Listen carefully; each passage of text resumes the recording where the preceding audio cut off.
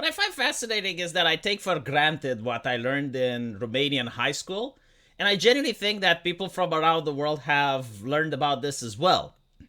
Because you see, the Romanian high schools were actually teaching people how to problem solve.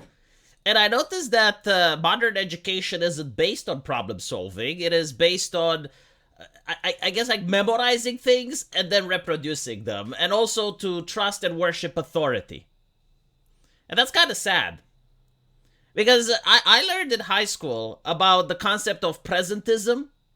Presentism means that when you apply current ideologies and values in order to interpret past events. We learned this in history, actually.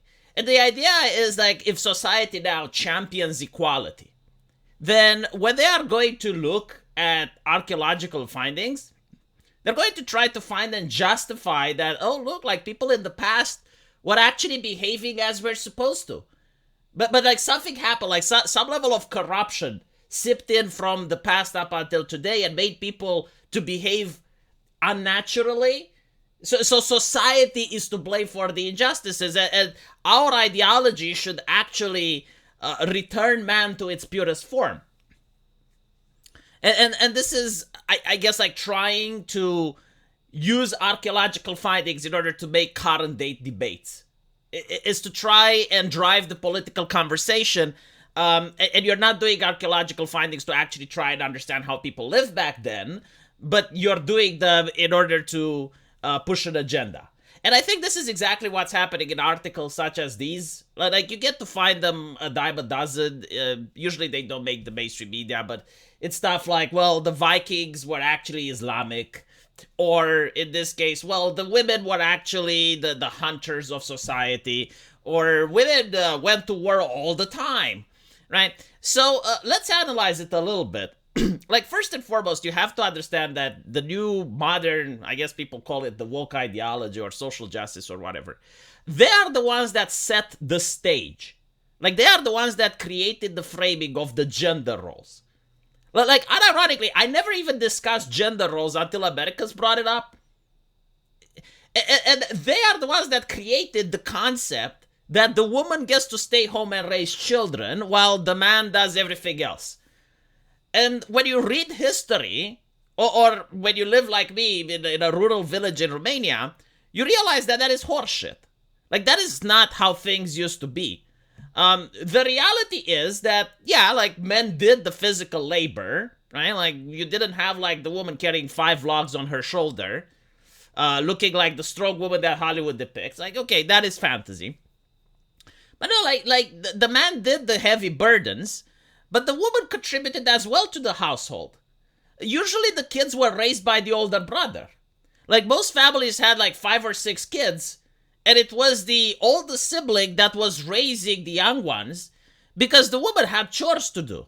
Like, she did a lot of the husbandry that was required. She would go and feed everything, and actually, you know what? That was actually taken care by another child. No, usually the woman was on the field harvesting grain as the husband would as well. Like, she wouldn't do the most difficult and the most heavy of labors, but she definitely participated. So the concept of the woman just doing nothing, and I'm sorry, like, that's some bourgeois shit. Like, my grandfather died from cancer before I was born, and I was raised by my grandma for the first formative years of my life. So she was a single woman due to that. And she would chop wood. She would go and sacrifice the pork when it was necessary. She would do all of the heavy labor that normally men would do because she was a single woman. No one else was there to help her. You couldn't just pay for someone to do it. So yeah, I do believe that women were doing some physical labor, but obviously not as intensive as the men, nor were they expected to. And it's kind of common sense. Like, if you have a wife and you're a man, you're not going to get her to chop the wood, are you? You're not going to get her to do like the heavy stuff. Like, no, there are other things that need doing in the household, which she can do. And because you're the man and you're stronger, you're going to do those things. So, with that in mind, when you understand this, you now understand why the researchers are wrong. They're basically interpreting, oh, well, there is some evidence that this woman hunted, therefore she must have been a hunter. And all the women in that society must have been hunters. Like they will find a woman that has some hunting tools buried with her, and they will say, clearly this is clear evidence that she was a hunter. When in reality, you don't fucking know why they were buried with her. Like, they could have been buried for religious reasons. They could have been buried because it belonged to her husband, and her husband passed away. She couldn't pass them any further, so now they were buried with her.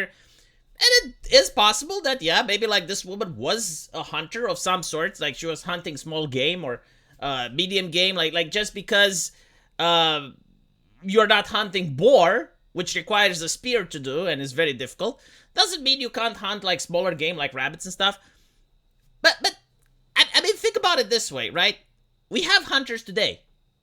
Like, we genuinely do have people that go in the woods with a shotgun, well, not with a boomstick or whatever the fuck they use. I'm a Romanian, I don't know guns, okay? Like, sorry. They go with a weapon and they hunt game, right? How many of those people are women? Is it because, like, women are prevented from becoming hunters? Is it because women are forbidden from hunting deer? No, it's just that they don't want to. Like, if I were to tell my wife, hey, did you want us to learn how to hunt? Did you want us to, go in the mountains and hunt grizzly or some shit? She would be terrified. She wouldn't want that. Now, I'm not saying, like, no woman would want that. Like, obviously, there are some women that would be inclined to try out the experience. But let's be honest, they're very rare, aren't they? Very, very few people are willing to do that. Instead, like, you find a lot of women that happen to be vegan and they're advocating for, like, we shouldn't kill the animals and we eat more soy and like, that is the reality that we have today. And when you have these studies that literally contradict everything you know about human experience, and you can even look at our ancestors, like, you can look down on the evolution scale and you can see apes and other mammals that, you know, and they do have, like, yeah, like the female gorilla is able to hunt to some extent, but it's usually the male that does the heavy lifting, isn't it?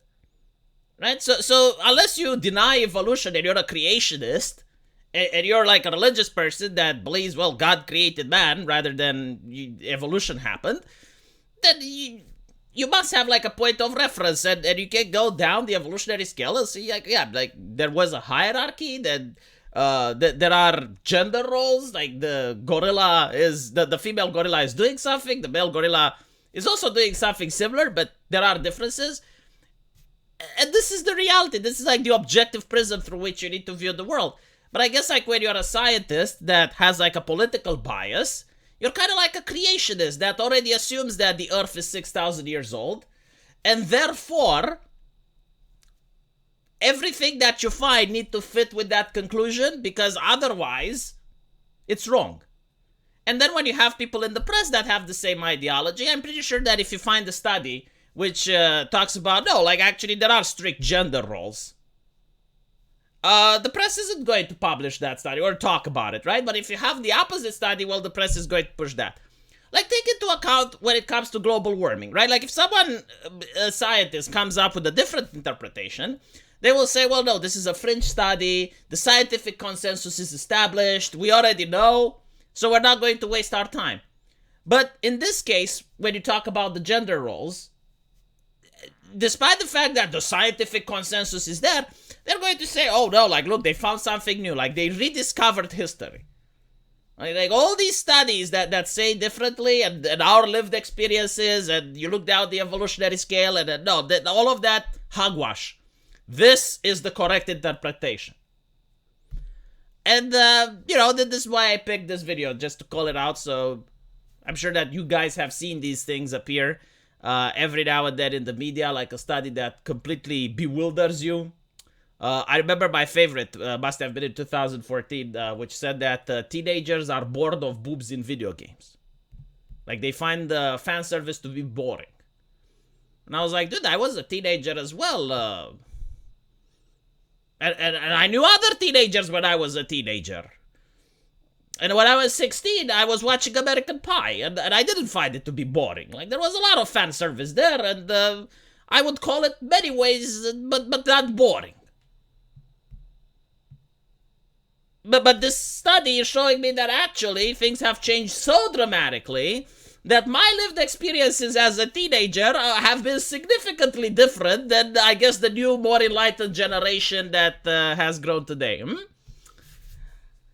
I find it hilarious. But I guess because it's the science and it's presented as such, it's kind of like religious dogma. It's kind of like, well, the Pope has declared that from now on, this is how things are. And it doesn't matter what your experiences are, like the science have said. So if your experiences contradict what the social scientists had said, what the political scientists have said, then you're wrong. And if you talk about it, you're dangerous and you're spreading misinformation. I hope you get banned. Let me know what you guys think. And as usual, I will see you in the comment section. Take care.